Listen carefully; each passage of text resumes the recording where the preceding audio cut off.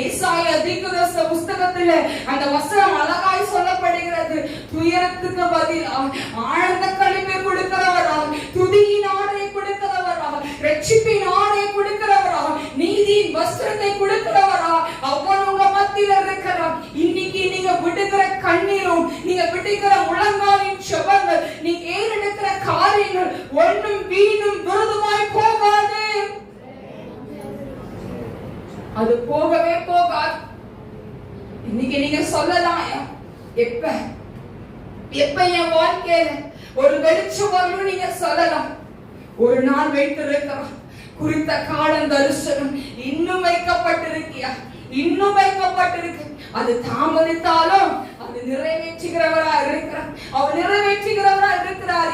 இன்னைக்கு உங்க வாழ்க்கையில பிரச்சனை சூழ்ந்த மலை போல இருக்கலாம், பனி போல மாத்துகிற தேவன் உங்க பக்கத்துல இருக்கும் போது நீங்க எதுக்கையா கலங்குறீங்க? உட்கார்ந்து நீங்க ஏன் கவலைப்படுறீங்க? நீங்க ஏன் வேதனைப்படுறீங்க? நீங்க வேதனைப்படும் போது பிசாசு சிரிப்பாயா?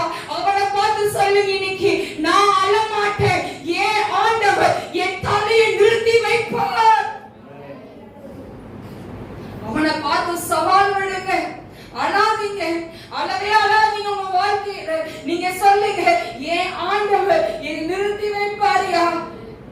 நீங்க பலவீனவங்களை சூழ்ந்து இருக்கலாம், கைக்கு வந்த பணம் உங்க பாக்கெட்ல இல்லாம இருக்கலாம். ஒரு நாள் நீங்க பாப்பீங்க, அன்னைக்கு பேருக்கு கொடுக்கிறவனாய் கர்த்தர் நிறுத்தி வைப்பார். அன்னைக்கு குடும்பத்தை தாங்குகிறவனாய் கர்த்தர் நிறுத்தி வைப்பார். அன்னைக்கு குடும்பங்களுக்கு கடன் கொடுக்கிறவனாய் கர்த்தர் வைப்பார். இன்னைக்கு உங்க வாழ்க்கையில அவர் பேர் சொல்லி அழைத்திருக்கிறார், அவர் பேர் சொல்லி அழைத்திருக்கிறார். உங்களை பேர் சொல்லி அழைத்த ஆண்டவர். ஆமென் சொல்லுங்க, ஆமென் சொல்லுங்க.